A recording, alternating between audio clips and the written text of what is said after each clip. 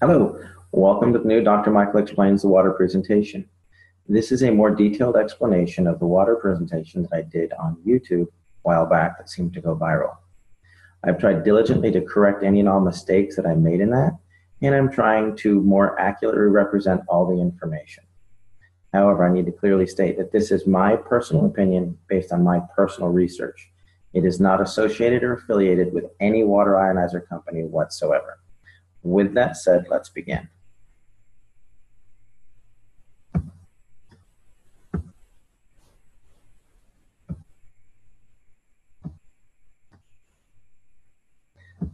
There we go.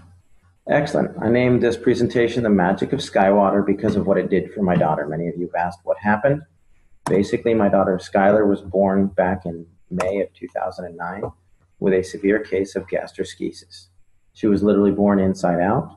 Everything that was supposed to be on the inside was the outside. Stomach, liver, pancreas, spleen, small intestine, large intestine, bladder, and right ovary. She went through a period where the biggest complication was known as acute dehydration syndrome. She spent a year at Scottish Rite. She came home after 2 colostomies and a resection of her bowel. When the dehydration would hit, this would be her mid-afternoon one day, and this was her that evening after she'd been revived at the hospital. Basically, the bowel would shut down, and so I became a hydration expert. I tried every pill, potion, water ionizer you can imagine, and we came through it when someone introduced us to the Enagic ST501.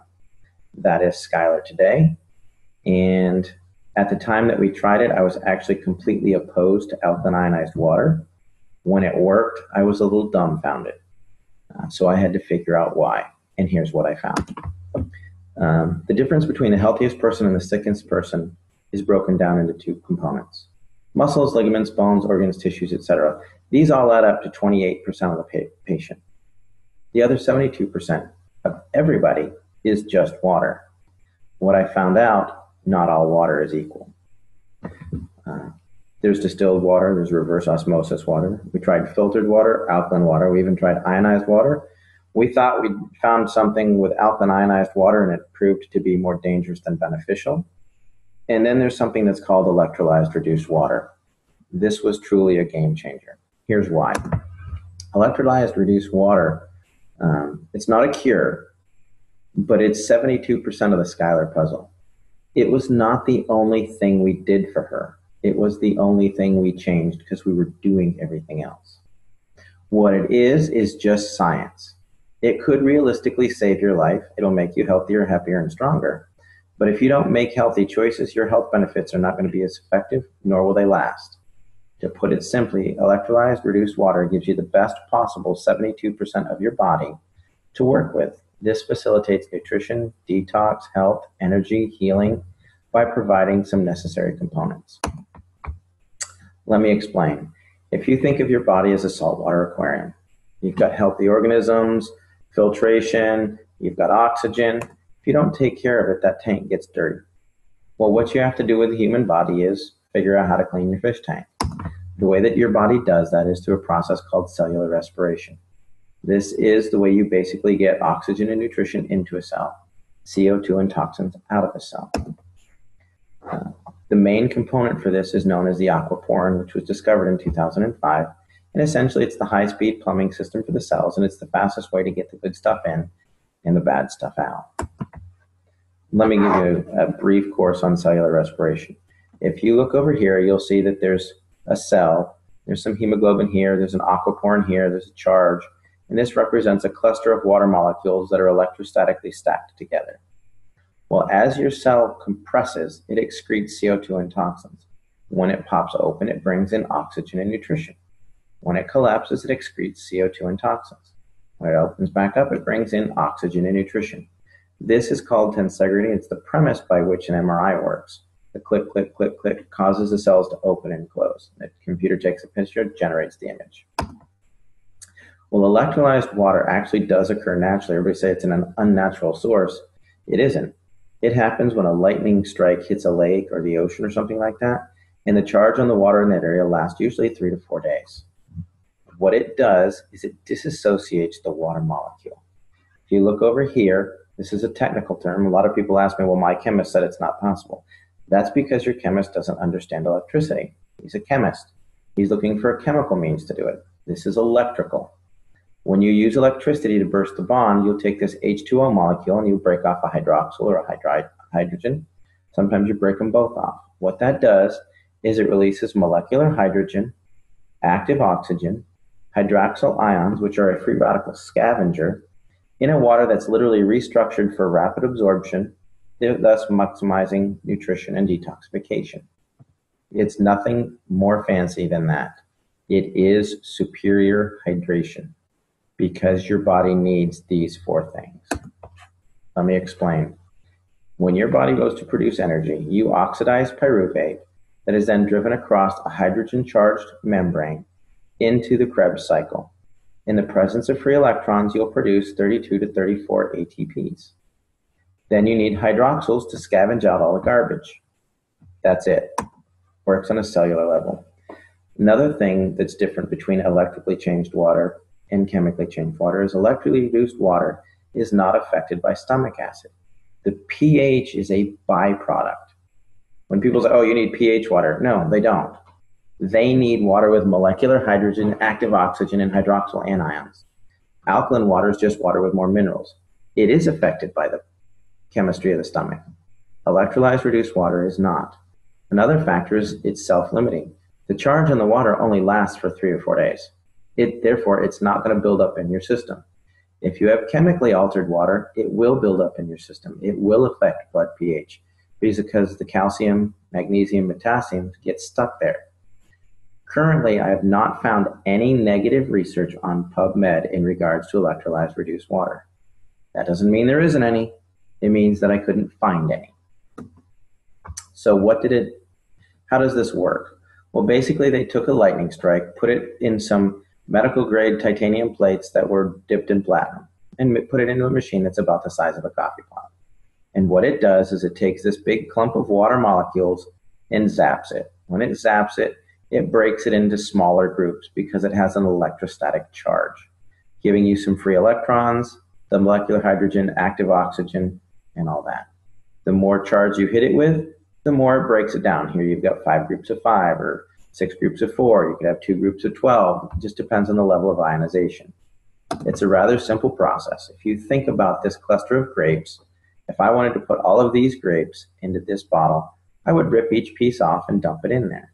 If I tried to cram the whole thing in there, there would be grapes that were rolling around the floor and missed the thing and all that. We want to get in as much as possible. These are not chemically bound molecules of water. If you chemically bind them, they're no longer water. They're not one giant molecule of water.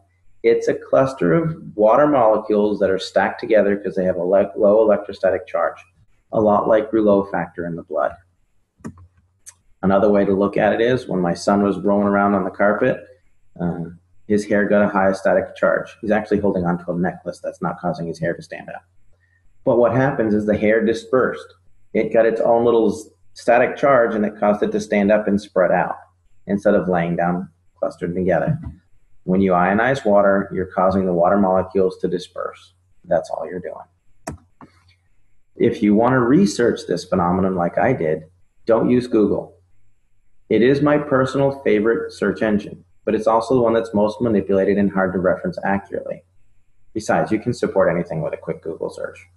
The world was supposed to end several times. Just check Google. Instead, we're looking at something more scientific and how it affects the body. Do clinical research on PubMed, and you'll find that if you look up electrolyzed reduced water or hyphenate electrolyzed reduced water, molecular hydrogen, active oxygen, hydroxyl anions, free radical scavengers, you're going to find what I have found, that there's a lot of research to support this type of water. You're also going to find that if you look at pure alkaline ionized water, there's a lot of dangers that are associated with the remineralization component, which we'll get into in a moment. Molecular hydrogen is easily the primary benefit of electrolyzed reduced water. It literally charges the cell membrane of every single cell in the body, increasing its electrochemical potential. That means makes it healthier, able to get good stuff in and bad stuff out. It's also a critical component for the nervous system. There's a vast amount of research on PubMed in molecular hydrogen in Parkinson's, in MS, in autism, things like that. And finally, it works as a powerful antioxidant. The next component of the water is it is loaded with active oxygen. Active oxygen is what's required to produce ATP. It's what's driving the Krebs cycle. When you run out of active oxygen, your body starts to shut down because it can't work correctly. It's just like a fire. If you remove the oxygen, it goes out. Finally, there's the antioxidant and free radical scavenger components. Basically, iron in any acidic environment will start to rust. You can leave your tools from your garden outside in the rain and they're going to rust. Well, where do we have iron? We have it in hemoglobin, we talked about during cellular respiration, but we've also got it in the red blood cells. We got it in the brain, the kidneys, the lungs, the lymphatic system, the bones. If it's in an acidic environment, it's going to oxidize, which will create a toxic burden. Your body is designed to be slightly on the alkaline side. Today, we're flush with oxidative and acidic disease processes. The number one acidic disease process we have right now is cancer. It's actually, the prime cause is oxygen deficiency. You can look up Otto Warburg, there's some research on that. Don't Google it, go to PubMed, read the research. Number one acidic disease is hyperketoacidosis, which is basically diabetes. They're now causing autism, diabetes of the brain. Secondarily, all of your inflammatory diseases are acidic by nature. That's what's wrong with Skylar with her irritable bowel syndrome. Your arthritis, it's an acidic waste product. Fibromyalgia, hyperlactic acidosis. Chronic fatigue and endocrine stress is all associated with an acidic environment. And why are we becoming so acidic? Well, we drink coffee, tea, soda. There's an enormous level of reverse osmosis, water, which is misunderstood. You don't want water with the lowest parts per million of anything. That makes it acidic and it won't even carry a current. It's designed for coastal countries to have good water supply. If you do some clinical research on this, you're going to see that it's associated with MS, MD, and Alzheimer's. Most any of your bottled waters, all your big 24 packs, those are most likely reverse osmosis water that's had minerals added to it, which is dangerous in its own sense. You don't get your minerals that way. Here's a couple of guidelines for hydration. If you're a regular healthy person, you want to drink about 50% of your body weight in good water every day. If you have acute health issues, this could be dehydration from working out in the yard, excessive level of sports, you could have the flu. You may want to drink nearly 75% of your body weight in ounces. However, if you have a chronic health issue, cancer, diabetes, something like that, you may need to drink up to 100% of your body weight in ounces. However, you got to be careful because your physician can specifically reduce your water intake for congestive heart failure, kidney disease, things like that. So why do I say that sodas and pH are important? Well, if you look at this scale over here on the left, it's red. That means it's going to make you rust. Over here, the blue will make you beautiful. This is what a typical capful of soda can do to the body. This is a 32-ounce bottle of pitcher of 9.5 water. You can see the pretty blue color. It's loaded with hydrogen, oxygen, etc., etc. This is about a tablespoon of Sprite. It's high on the acid content. So what I did is I poured this water into this cup and ended up with a cup full of acid. It didn't dilute it at all. I then took this cup and poured it into 32 ounces. Now, mind you, this is a tablespoon of Sprite, and it destroyed 32 ounces or 2 pounds of water. Makes you think differently about going to McDonald's and supersizing it. You're literally acidifying your system. Yes, lemon juice in your water will do this as well. The reason that lemon water affects the body in an alkaline nature is it causes your pancreas to excrete an 8.8 enzyme to neutralize it. Just as a side note. Other things that we do. This was huge for Skylar. And I didn't realize it was such a big deal because we ate a lot of organic food. But you can use this water to clean your veggies. These are cherub tomatoes that I used to buy and just rip the top off and start eating them. I washed them in the 11.5 water from my SD501, and that is what came off. I was appalled. I was amazed. It tasted like they were fresh garden tomatoes. And when you smell this, it smelled like there was Windex or cleaning agents in that glass. And the reason that that happens is because all of your pesticides are petroleum-based, so they don't wash off. Another thing we use it for is our pet. I thought this was funny, so I'd include it. Thanks, Henry. This looks great and all, but does your house have any Kangen water? You know, we did the proverbial test. Put out a bowl of tap water, put out Kangen water. Callie will drink the Kangen water every time. Another thing is the disinfectant aspect of this. This isn't just 2.5 strong acid.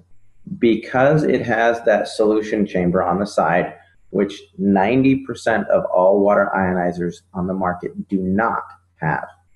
This machine produces 2.5 electrolyzed hypochlorous acid. The other machines do not. That is very important. Electrolyzed reduced water has been shown to kill MRSA, Kripke staph, E. coli staph, strep, all of that. Even worked on the C. diff. That was a problem with Skylar. None of the other water ionizers that do not have a specific saline solution can produce hypochlorous acid in an FDA-approved level. And let me explain. In 2009, 2 months before Skylar was born, the FDA approved hypochlorous acid. It's a sterilant. It will kill just about anything. They're now starting to use it in all hospitals all over the world and places like that. A lot of physicians are using it, wound care specialists. We've been heavily involved in that because of the miracles we've seen with it. However, electrolyzing regular tap water without the addition of a salt solution does not meet the FDA criteria. As a note, the FDA has not evaluated the ST501 either, to the best of my knowledge. What it has done is there's been a third-party evaluation by ATS Labs where they reran the Sterilox system FDA experiments on live cultured bacteria, and they got complete sterilization that was equivalent to the Sterilox system. Basically, hypochlorous acid occurs naturally in the body because it's produced in the immune system. It's actually the biochemical agent that starts the clotting process, making it ideal for initial wound care, and it destroys bacteria and viruses. Recent studies are actually underway to test this using necrotic wound. I'm working with several physicians and wound care specialists as it pertains specifically to necrotizing fasciitis, gangrene, MRSA, things like that. And the results are really promising. We're not the only one doing this. This is a global thing, and the results are really good. Why I look at the SD501 exclusively, or when I compare the competition, because they all want some information. Number one thing is power supply. Does it have enough energy to do it? There's been a lot of song and dance about the SD501 uses a transformer. It does, but it also has a switch mode power supply to regulate that and a condenser. If it doesn't have a transformer, it can't ramp your 110 watts up to 230 and keep it there. Switch mode goes up and down, up and down, up and down. What this transformer does is it ramps it up, and the switch mode will start to slow it down, but the condenser allows them to work together to keep a nice stable stream of energy. On top of that, you need enough amperage. A half amp to a 1 amp machine is not going to get it done. Doesn't mean it's not a good machine. It just means it's not comparable to the SD501. You need 2 to 3 amps to make it effective. You can ask any electrician. The voltage doesn't really matter. The amperage will kill you. The next component is you need a large quality plates. Most competitor plates are about 53 square centimeters. The Enagic plates are nearly 90 square centimeters each. So if you have one of the competitor machines with 12 plates, they've got like 600 square centimeters. Well, the basic Enagic SD501 has 640 square centimeters. The Kangen 8 has 720 square centimeters. So just because it has more plates doesn't mean the plates are the same size. Next, I look for a liquid saline electrolysis enhancer. That's because it's the only way to produce FDA-approved levels of hypochlorous acid. If you're looking at a competitor's machine with 12 plates and a pH that goes from 1.1 to 12, and it doesn't have a saline solution enhancer, it's not a comparable machine. It will not do the same thing. Yes, it will produce 2.0 pH water, but it will not produce hypochlorous acid which is what you're looking for. Another thing to avoid is anything that says energy saver.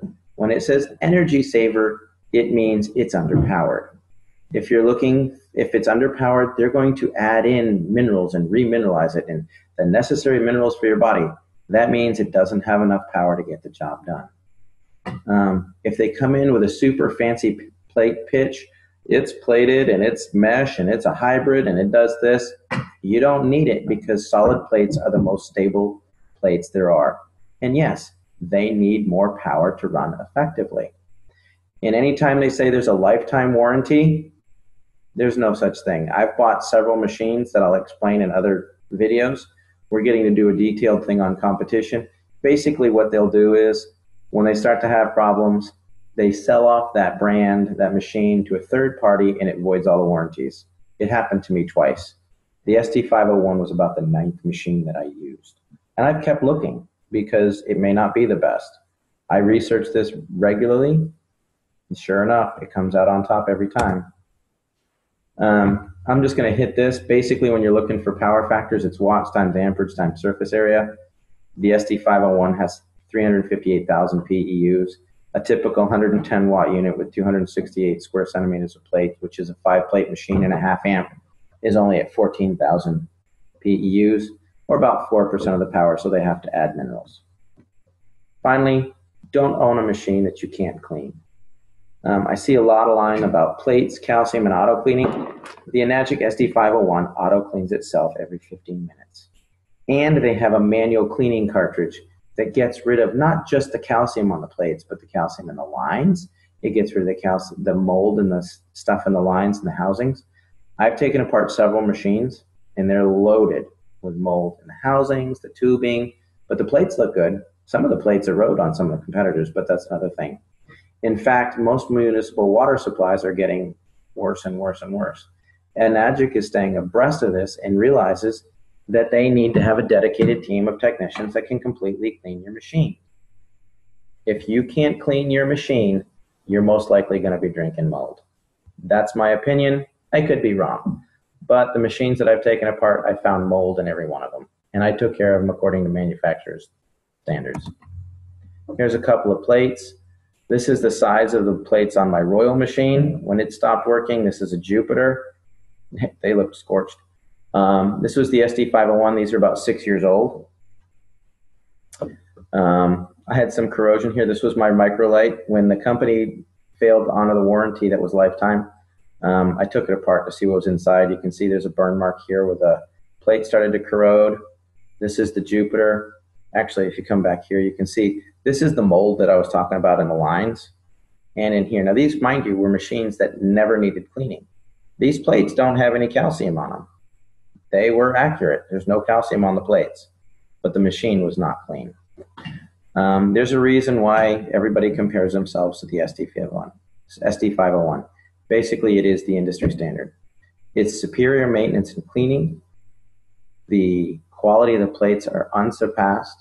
The superiority of the power supply, to the best of my knowledge, it's the only one that uses a transformer and an SMPS and has a condenser. You can literally unplug an SD501 while it's running, and you're going to about another 10 seconds of power out of it. And that's just draining out the condenser that makes sure that the power stays even. It's one of the longest companies in the history of the industry. They have a wider diversity of uses for the water, the types of water it produces. And it's one of the few that actually use an electrolysis solution for hypochlorous acid. If their machine is bragging that they don't use a solution, it doesn't work. You can't use it for sterilization, period. Why I personally feel the ST501 is the best, I tried 8 or more alkaline water ionizers. Bottom line is it worked for Skylar. Within 4 days, 80% of her symptoms had resolved. She had her first solid bowel movement in 10 days. And within 6 months, she was off feeding ports. Was it the water? Yeah, because it was the only thing left to try. Did it cure her? No. We were doing a lot of things. Enzymes, probiotics. She was doing her medications. She was doing protein powders, MCT oils, medium chain triglyceride. She was doing all that. But the water was allowing it to get into the cell and the bad stuff to get out. The short answer is it produces 7 types of highly bioavailable water. It is already endorsed by thousands of hospitals and used thousands of doctors and used in hospitals all over the world. The drinking water it creates has high levels of hydrogen, oxygen, and antioxidants. It can also be used for FDA-level disinfecting, cleaning, food prep, and cosmetics. I'm Dr. Michael. If you have a specific question for me, you can email at drmichaelexplains@gmail.com. For more information about electrolyzed reduced water machine that we use for Skylar, please go to skywaterinc.net. Hopefully we'll clarify some stuff, and that should help you people a lot. And if there's anything that I can do, let me know. Look forward to some more meetings that we're going to have coming up, more webinars. We're going to be doing a detailed explanation of Skylar's story. We're going to talk about electrolyzed reduced water and the science behind it in detail. There's a detailed presentation on hypochlorous acid. Everybody's really looking forward to the Dr. Michael Explains the competition and why I say that there really isn't any.